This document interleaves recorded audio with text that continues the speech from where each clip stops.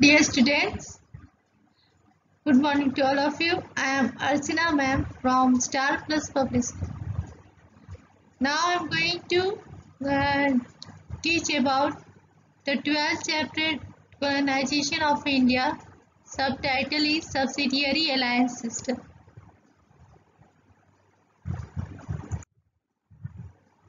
Before introduce subsidiary alliance system, first you know about who introduced this system, about Lord Wellesley. Lord Wellesley was the fifth Governor General in India after Sir John Shore.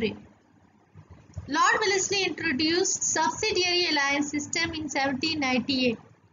सबसे पहले सहायक संधि के जाने के बाद ये जानेंगे कि इसको इंट्रोड्यूस कौन किए थे। इसको भारत में इंट्रोड्यूस करने वाले थे हम यहाँ के जो 5वें गवर्नर जनरल के रूप में जो आए थे ब्रिटिश से, लॉर्ड वेलेस्ली।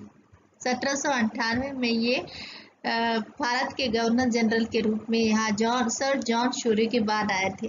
इन्होंने आते ही सहायक संधि के रूप में, सहायक संधि एक मतलब क्या था, एक अलायंस सिस्टम था, सब्सिडियरी अलायंस सिस्टम, उसको इन्होंने चालू किया। ये था क्या, देखिए सब्सिडियरी अलायंस सिस्टम क्या था वो देखिए। It is a non-intervention policy where Indian rulers had to pay the subsidy to British for maintaining army. In return, British had to protect the Indian rulers who assigned the alliance. The first victim of this policy was the Nizam of Hyderabad. यह एक जो है बिना हस्तक्षेप किया हुआ एक नीति था, जहाँ पर भारतीय रूलर्स को, जितने भारत के जो प्रिंसली स्टेट के जितने भी शासक है, उनको ब्रिटिश के आर्मी को मेंटेन करने के लिए जो है वो पैसा देना पड़ता था। जैसे कि इस संधि के अनुसार, जो इस संधि को पहले क्या किया, लॉर्ड वेलेस्ली सभी जगह जाकर ये यहाँ के शासकों में आपस में जो लड़ाई करते थे उनका फायदा उठाकर सब जगह ये जाकर भड़का देते थे कि यह आपके ऊपर आक्रमण करेगा, तो आपके पास सेना जो है सो वो वेल ट्रेन्ड सेना नहीं है, तो इसके लिए जो है सो आप हमारी सेना का जो है उपयोग कर सकते हैं, इसके बदले आप जो है सो उसको जो मुंह मांगा पैसा मांगते थे। भारतीय शासक से उनकी रक्षा के लिए वो मुंह मांगा पैसा मांगते थे, तो इस in returns British had to protect, इसके बदले में वो भारतीय शासक का जो है वो क्या करते थे, रक्षा करते थे, जो इस संधि का को हस्ताक्षर करते थे। इस संधि का सबसे पहला जो शिकार हुए वो थे हैदराबाद के Nizam. Terms of subsidiary alliance, इस सहायक संधि का क्या टर्म्स था वो देखिए। The ruler who accepted the alliance had to accept these terms, यानी कि जो भी इस सहायक संधि को हस्ताक्षर करते थे, संधि मानते थे, उसके कुछ टर्म्स थे जो उनको फॉलो करना पड़ता था। पहला था कि he could keep his own army, it means उन्हें अपना ही आर्मी रखने का ये था। जैसे कि जो ये हस्ताक्षर करेगा उनको पहले ही कह दिया जाता था कि मतलब उनको ब्रिटिश के आर्मी सुरक्षा के लिए ब्रिटिश का आर्मी को रखना पड़ेगा, ठीक है। An Indian ruler who entered into a subsidiary alliance with British had to dissolve their own army, उनको अपना आर्मी रखने का कोई अधिकार नहीं था। इस तरह क्या हुआ कि भारत में जो है, भारत में रहकर ही वो भारत के लोगों को बेरोजगार बना रहे थे। सेकेंड थे कि to expel all non English foreigners from their state, it means the ruler were not allowed to employ any European other than British. दूसरा रूल ये था कि to expel all, जितने भी नॉन इंग्लिश फॉरेनर्स थे उनको यहाँ रहने का कोई अधिकार नहीं था, ब्रिटिश के अलावा जितने भी फ्रांस, डच ये सब था, उनके साथ न उनको व्यापार करना था, न उनके कोई आर्मी को रखना था, इनसे कोई मतलब नहीं रखना था, उनको निकाल देना था। ब्रिटिश वाले को छोड़ के जितने भी यूरोपियन फॉरेनर्स थे उनको निकाल बाहर करना। तीसरा रूल्स था, he could not enter into an alliance with another ruler without the permission of the British. It means a Indian ruler who entered into a subsidiary alliance would not enter into any other further alliance with any other power, nor would we declare war against any power without the permission of the British. इस संधि के अनुसार उनको किसी भी शासक पर अधिकार करने का ना अधिकार था, ना उनसे मिलने का अधिकार था, ना किसी से मदद लेने का अधिकार था बिना ब्रिटिश के परमिशन का। अगर वो किसी का मदद भी लेते हैं तो ब्रिटिश की सेना का ही उन्हें मदद लेना था और किसी शासक का उन्हें दूसरे शासक की सेना का मदद उनको नहीं, उनके अनुसार इस सहायक संधि के अनुसार दूसरे शासक का मदद उनको या ना कोई संधि कर सकते थे ना कोई मदद ले सकते थे। तो फोर्थ रूल था to accept a British resident India court. It means whenever meeting will be held with any Indian princely states, according to the subsidiary alliance, one British resident have to accept in that meeting.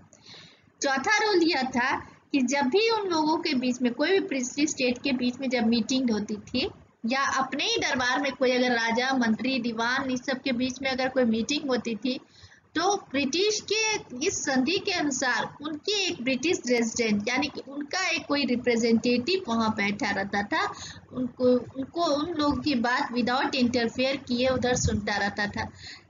वैसे तो उसमें ये था कि वो कुछ भी नहीं कहेगा, उस मीटिंग के दौरान वो कुछ भी उन्हें नहीं कहना था, लेकिन इसकी क्या ही थी कि वो जो भी मीटिंग होता था वो अपने ब्रिटिशर्स को नहीं कहता था। यही वजह थी कि जितनी भी मीटिंग्स में बात होती थी ब्रिटिश रेजिडेंट के द्वारा उन्हें इन्फॉर्म हो जाती थी और वो पहले से सारी बात उन्हें जानकारी रहती थी। फिफ्थ रूल यह था कि to maintain British troops at their own cost. British army is allowed to stay in Indian princely state.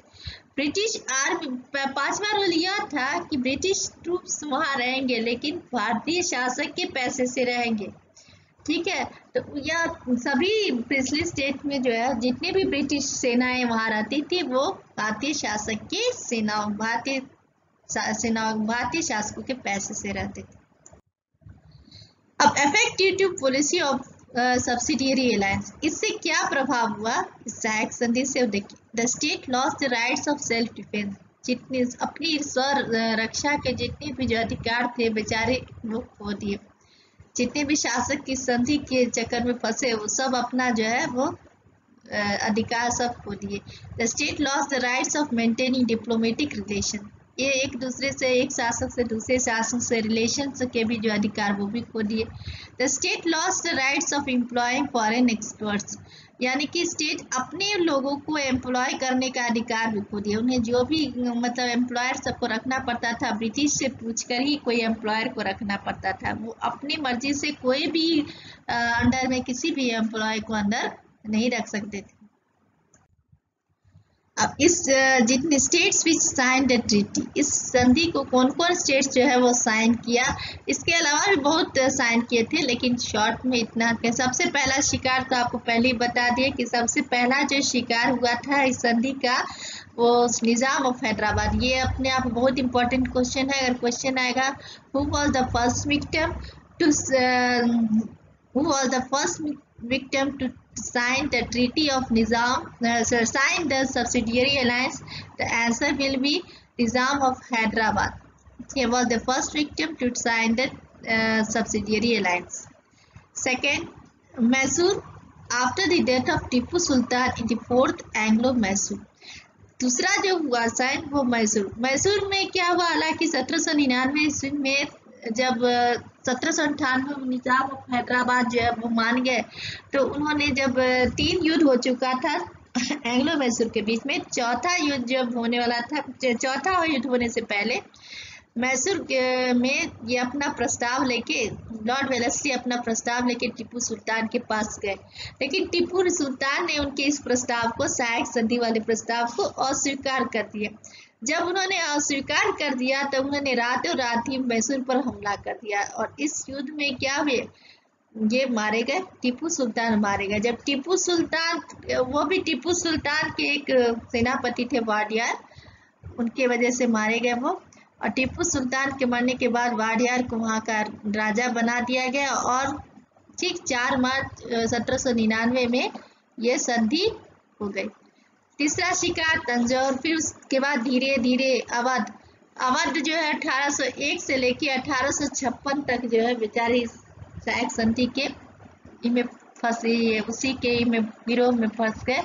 फिर पेशवा, सिंधिया, होलकर, ये सब धीरे धीरे इस संधि के शिकार हो गए। In this way, subsidiary alliance system helped Britishers maintain army all over India without spending any maintenance cost. This increased the power and the resources of the company. इससे क्या हुआ कि ये ब्रिटिश के जितने भी आर्मी थे उनको बिना कॉस्ट के जो है अपना आराम से उनको उनका सब चीज चल रहा था, एक भी पैसा खर्च किए बिना सारे आर्मी अपने खुद से लेके जितने भी आर्मी थे वो उनके कॉस्ट का मेंटेनेंस आराम से इस वजह से क्या हुआ, उनकी कंपनी का भी जो संसाधन जो है वो बढ़ते गया, पावर जो है वो शक्तिशाली होते गए, धीरे धीरे वो शक्तिशाली हो गए क्योंकि उनको एक पैसा नहीं लग रहा था, जितने भी शासक थे उनकी मदद से उनके पैसे से ये लोग वहां पर रहते थे।